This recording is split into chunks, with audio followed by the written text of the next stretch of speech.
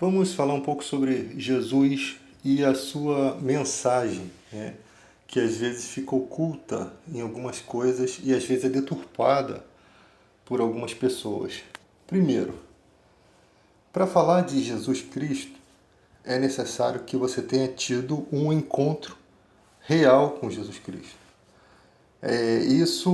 Deus ele reserva a verdadeira sabedoria para os retos e ele é um escudo para os que caminham na sinceridade. Existem muitas mensagens no mundo. Existem mensagens de Deus e existem muitas mensagens que embaraçam o caminho, né? Porque o objetivo do mal nesse mundo é que você não enxergue a luz que é em Cristo. Mas vamos estudar um pouco sobre a personalidade de Jesus. Se os cristãos têm a mente de Cristo, então eles têm a capacidade de entender como Jesus pensava, como Jesus agia. Se você perceber, muitas pessoas iam até Jesus para receberem cura. E Jesus nunca se negou a curar, né? E as histórias de Jesus narrada, né, pelos discípulos demonstra algumas atitudes do homem em relação ao encontro com a fé, né? Uma mulher chega, né, que não podia estar no meio da multidão porque ela tinha um fluxo, e ela determina tocar e ser curada. Ela colocou aquilo em prática. Ela entendeu algo sobre fé. Então, se aquele homem tem poder, como as pessoas dizem, e se onde ele passa as pessoas são curadas, e se ele realmente é o Filho de Deus, ele vai compreender que eu estou aqui pela fé e eu vou ser curado. E então ela ultrapassa todos os limites. Ela diz, eu vou tocar e vou ser curada. Ela simplesmente determina isso. É lógico que nós precisamos entender algumas questões sobre fé. Primeiro, que Deus é soberano.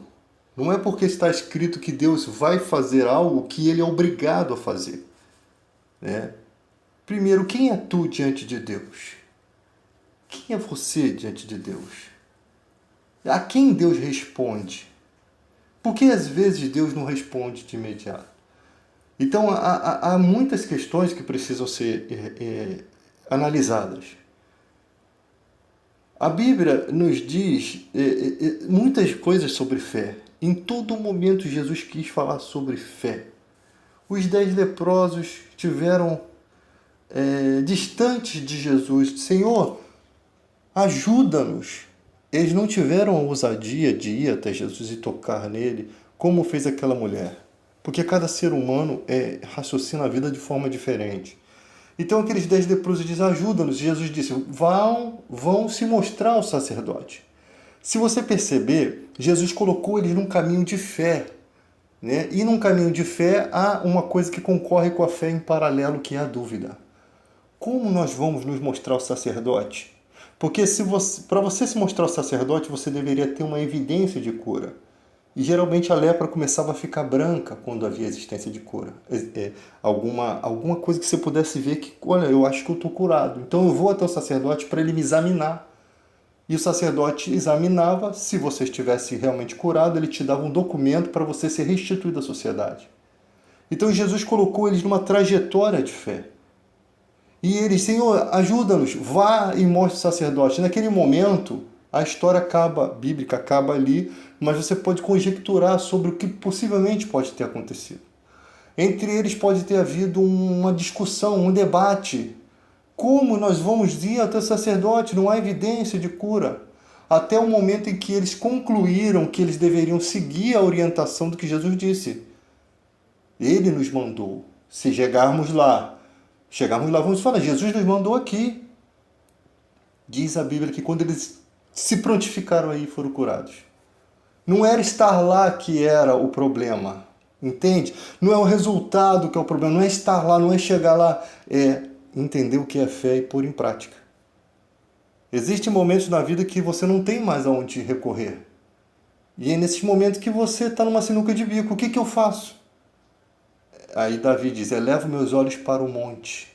De onde me virá o socorro? O meu socorro vem do Criador do céu e da terra. O cara que fez todas as propriedades celulares, o cara que fez todo o universo. Ele não pode abrir uma porta de emprego para você? É muito isso. Ele não pode curar uma doença sua? É muito para ele isso. Aquele que fez toda a sua estrutura celular. Então, no mundo há tantos embaraços para a gente perder esse raciocínio sobre fé, que é algo que todo momento Jesus está mostrando. E outra questão, Jesus não fez questão das pessoas seguirem a ele. Jesus simplesmente curou as pessoas, e as que desejaram ir até ele, ele deu a resposta: aquele que quer vir após mim, negue-se a si mesmo, pegue sua cruz e me siga. O caminho de Deus é tão maravilhoso que ele não vai te obrigar a vir, não, irmão. É um paraíso, é um lugar bom, é um lugar de zona de conforto para o seu espírito, é um lugar de paz, é um lugar onde você vai ter o Espírito Santo, você vai ter coisas, as primícias do Espírito Santo, você vai ter o selo do Espírito Santo, você vai ser tirado do império das trevas e transportado para o reino de Cristo, você vai ser a propriedade exclusiva de Deus. Há tantas promessas nessa primícia, no início da obra do Espírito Santo na sua vida, que o convite está aberto para você. Vem se quiser. É como se fosse um clube, um sítio lindo, maravilhoso, com as portas abertas. O dono não precisa dizer para você entrar se é grátis. Você vem se você quiser. Você sai dele quando você quiser. A determinação é sua. Parece que Deus, ele espera, ele tem a esperança, ele facilitou tanto para ver se um ser humano cabeça dura fizesse a parte dele. Ele facilitou muito. Confessar os seus pecados diante de Deus. Não precisa mais sacrifício, não precisa mais sofrimento. Teve um cara que veio lá de outra cidade, lá de outro país, levou 30 dias de carruagem para chegar e adorar no templo. Não precisa mais disso. O acesso é pela fé, o acesso é pelo meio do Filho, e facilitou tanto. Então não tem desculpa. Não tem desculpa para não se estar com Deus. É tão fácil que as pessoas tentam dificultar tanto, porque elas não acreditam que seja tão fácil. Em nenhum momento você viu Jesus obrigando as pessoas a segui-lo.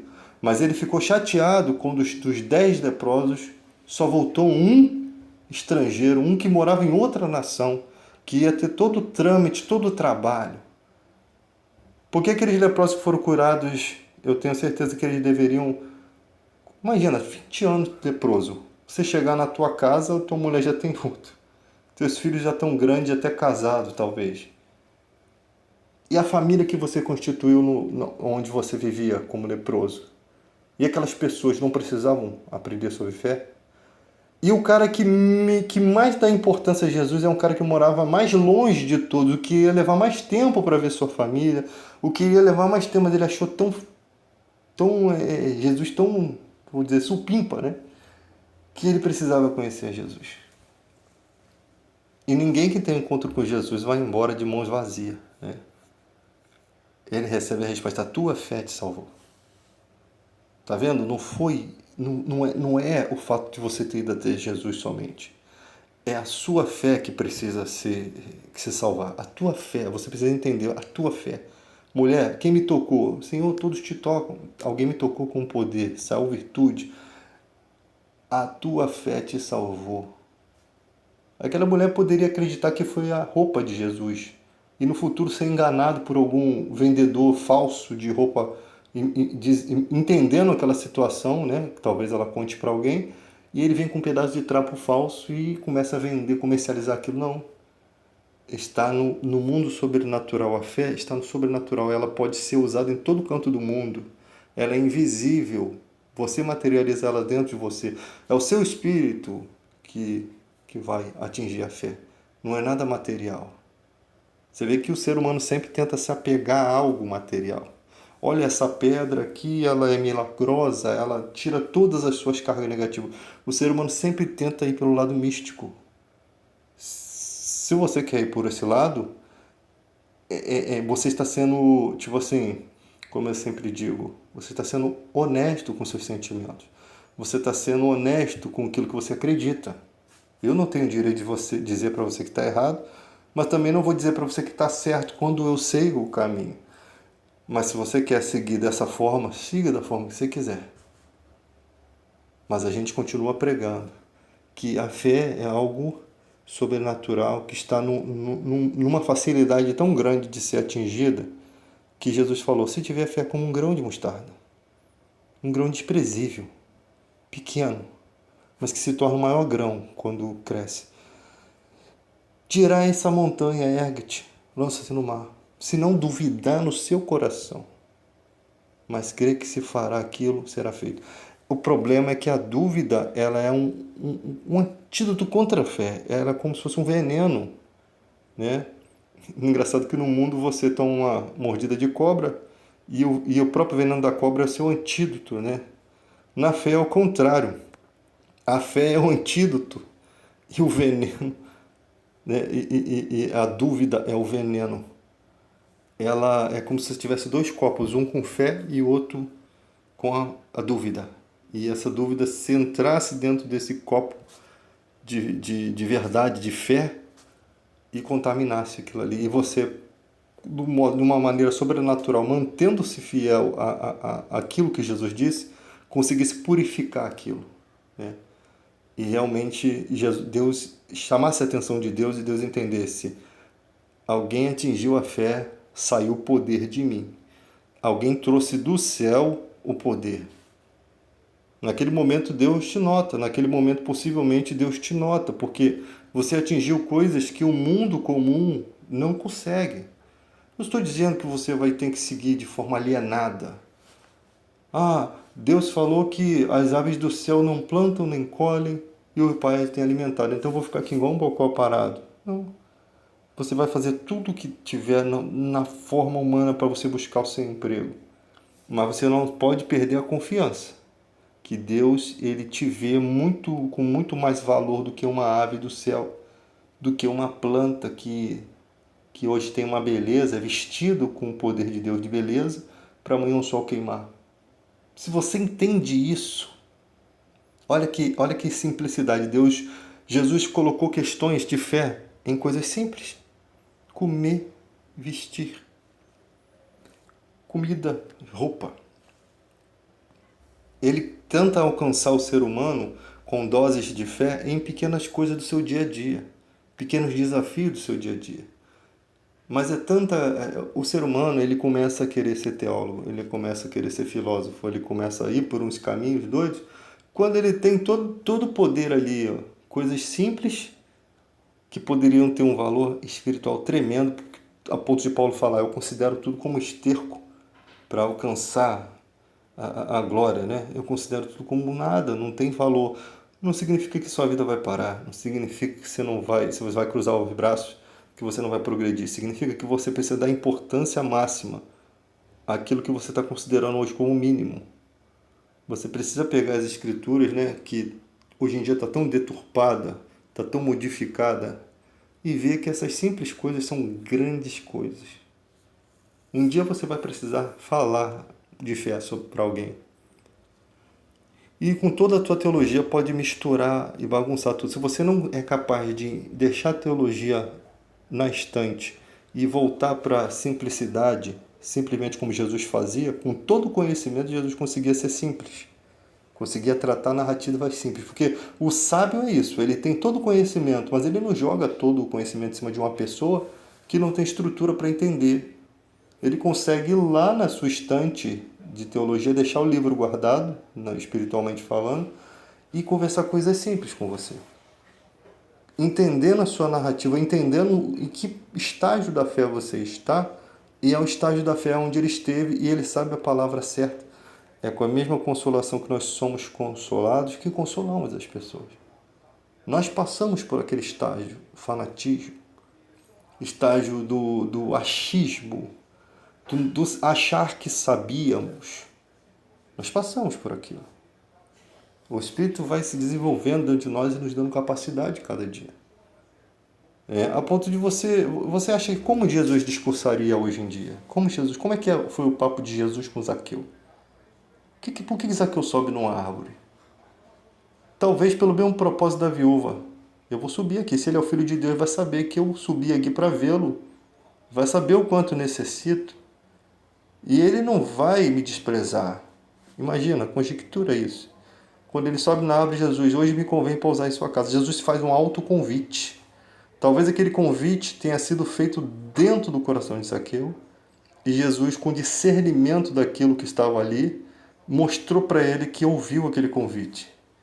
E ali passam uma noite conversando com Zaqueu, sendo um amigo que, ouvindo as queixas, as mágoas, talvez o choro de Zaqueu, um homem desprezado pela sociedade que talvez já estivesse cansado daquilo, daquela vida, cansado de ser o que ele era. Tem gente aí no mundo cansado de ser o que é, cansado de ser o que é na sua família, no seu trabalho, na sua escola, na sua faculdade. E ali Jesus ouve choro, ouve reclamação, ouve histórias, ouve momentos de alegria, né? E Jesus sai daquela casa e muita gente vem em cima de Jesus para criticar a conduta de Jesus. E Zaqueu determina naquele momento que ele seria uma nova pessoa. E contra fatos não há argumento. E Jesus ouve, ou Jesus endossou aquilo. Jesus naquele momento abraçou mais ainda. Vocês estão me repreendendo que eu estou do lado dele? Eu estou mais ainda, agora que vocês vão ver como eu estou do lado dele. Hoje houve salvação nessa casa. Esse também é filho de Abraão. Isso deve ter irritado muito as pessoas. As pessoas que tinham ódio no coração, deve ter irritado muito. E Jesus estava nem aí. Como diz o ditado, estou cagando e andando para que os outros pensam. Eu sei com quem eu conversei, eu sei o que ele me confiou. Eu sei que aquela palavra é uma palavra de verdade. Ele não seria capaz de dizer aquilo somente para se exibir ou para se justificar, não. Às vezes, em um diálogo você consegue ver toda a característica. Ainda mais Jesus, que poderia enxergar dentro do coração e ver sinceridade ou falsidade. E ali, naquele momento, aquilo ali, um amigo se faz o irmão na dificuldade. E Jesus foi lá. Imagina a alegria de Zaqueu, né? Então é isso, gente. A fé é uma coisa simples, que a igreja não fala muito mais sobre isso, do poder do nome de Jesus, né? Do poder sobre os espíritos malignos, sobre as coisas ruins que vêm sobre a vida das pessoas. Em nenhum momento você é obrigado a seguir Jesus. Você vai na igreja hoje, se não quiser voltar mais, é um problema seu. Só quem está perdendo é você. Se você lê a Bíblia hoje e você não quer ler mais, é você que está perdendo. Enquanto o homem não entender, enquanto o ser humano não entender que é ele que está no prejuízo. E às vezes quando você vai olhar, sua vida se cercou de tanta coisa ruim, está tão preso na lama que Jesus tem que enfiar a mão lá na lama e te tirar dali. Senão você afunda de vez. E quantas vezes Jesus nos puxa lá da lama e tira, e limpa, e a gente pula na lama de novo e tira. É um processo. Mas ainda que sejamos infiel, Deus se permanece fiel. Por isso que quando você vai até Jesus, quais as dúvidas que criam no coração? Eu não sou digno. Eu nunca estive na igreja. Eu nunca fui isso. Eu nunca fui aquilo. E Deus não estava nem preocupado. Porque todo mundo que foi até Jesus se lançava sobre ele era curado. A sombra de Pedro curava as pessoas. Quando as pessoas usaram a mesma fé para o discípulo de Jesus, a sombra de Pedro curou. Porque quem estava sendo glorificado ali era o Filho. Pedro não estava levando o poder dele, a mensagem dele. Eu não tenho ouro nem prata, mas o que eu tenho te dou em nome de Jesus, o Nazareno. Ou seja, em nome daquele que vive, em nome daquele que está vivo. Porque quando Jesus ele opera um sinal na sua vida, ele testifica que ele está vivo. Você não pode ver, mas pelo poder, é como o vento. Os poderes do vento demonstram a sua existência. Então, quando ele faz alguma coisa na sua vida, você entende, Jesus está vivo. Ele ressuscitou mesmo. Se ele ressuscitou, tudo faz sentido. Vida eterna existe, há poder no nome dele, há poder na fé, há poder em tudo que está sendo dito aqui. Gente, não se preocupe com os ateus. Não se preocupe. Essa gente, não se preocupe com quem quer debater. Essa gente é como se fosse você quando não tinha Jesus. Não se preocupe. Eles não têm noção do que fazem. Eles não têm noção, sabe? Como Jesus falou, quem comigo não junta espalha. Não há ponto neutro. Ou você está ligado ou está desligado. Ou você está em Cristo ou você não está. Não existe neutralidade. Então não se preocupe. Maior é o que está em nós do que aquilo que está no mundo. E nenhuma condenação há para aqueles que estão em Cristo Jesus, que não caminham segundo a carne, mas segundo o Espírito.